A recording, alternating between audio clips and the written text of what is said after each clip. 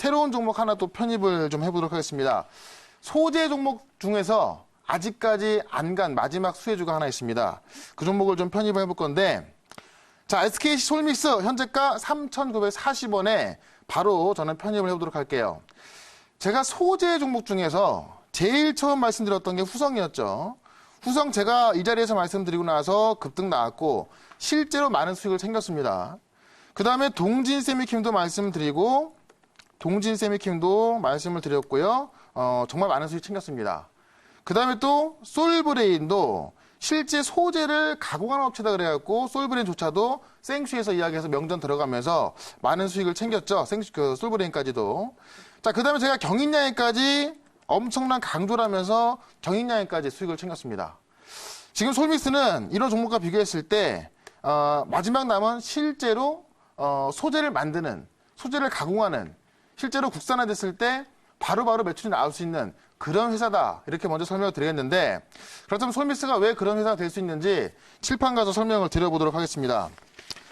자, 경인여행 같은 경우도, 경인여행도 제가 바로 지난주에 상한가를 갔었던 이유가, 자, 경인여행 상한가 갔었던 이유가 실제로 소재를 생산한다 그랬죠, 소재를. 경인양행이 우리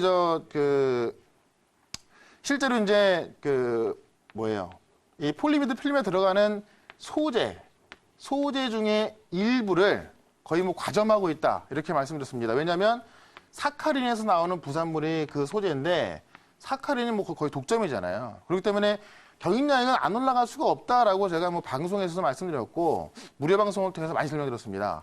근데 SKC 솔믹스 같은 경우는 뭐냐면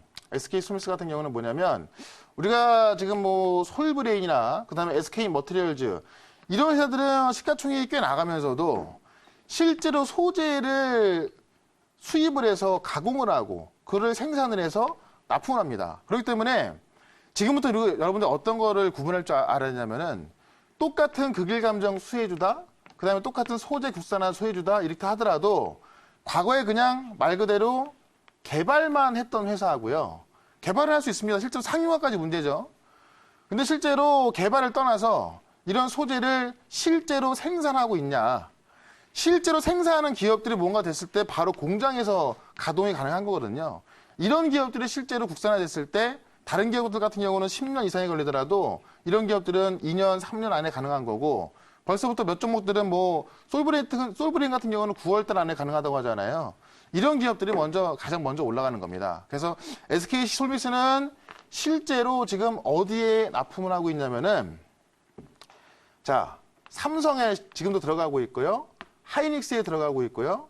그다음에 LG 디플에 들어가고 있고 삼성 디플에 들어가고 있습니다. 그래서 이러한 소재를 직접 가공을 하고 납품을 하고 있기 때문에 이러한 그 기업들이 실제로 소재 국산화가 됐을 때 빨리빨리 어떤 그 상용화 가능하다. 그러니까 소재 국산화까지 갈 길이 멀지만은 그래도 가장 가능성 있는 시간적으로 가장 빨리 될 수 있는 그런 종목이다 말씀드리겠고 특히나 대주주 지분율이 57%이기 때문에요.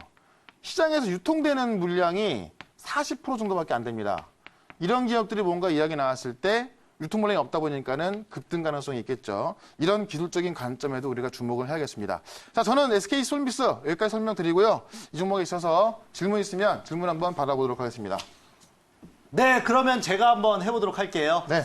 자, 오늘 또 시장이 상당히 안 좋은 가운데에서도 네. 반일, 극일 관련주들은 그렇죠. 또 시장 대비해서 굉장히 강합니다. 지금 지금 SK 솔믹스도 현재 이제 디스플레이 쪽으로 네. 그 길로 좀 묶일 수가 있는 부분인데 네. 이 부분에 대해서 조금 더 구체적으로 설명해 주실 수 있을까요? 네. 얼마나 구체적으로 해야 되죠? 아, 네. 왜냐면 예를 들어서 반도체라는 게 네네. 워낙에 어려운 부분이다 보니까는 네네. 네.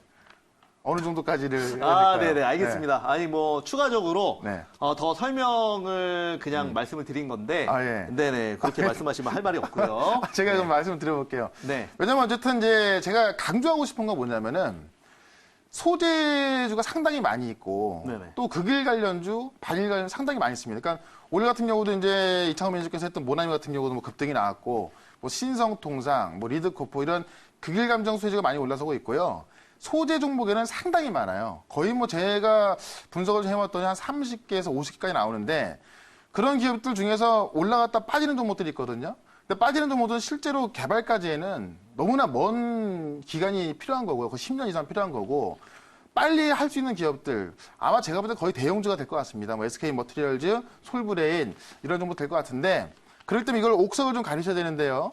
실제로 소재를 생산하냐 못하냐를 좀 가리셔야 될 것 같고 특히나 SK 시솔미스 같은 경우는 어떻게 보면 그런 시가총액이 큰 종목들만 할 수 있는 그런 어떤 소재 가공이라든가 생산을 직접 하고 있기 때문에 시가총액이 상당히 작습니다. 그래서 지금 이 자리에서도 좀 급등이 가능하다 이렇게 말씀을 드려보겠습니다. 네, 알겠습니다. 자, 저는 여기까지 말씀드리고요. 목표가를 SK 솔믹스 5,000원까지 보도록 하고 손절가는 3,600원으로 대응을 해보도록 하겠습니다. 네. 네, 저는 여기까지 하고요. 우리 박병주 매니저님 종목 들어보도록 하겠습니다. 네.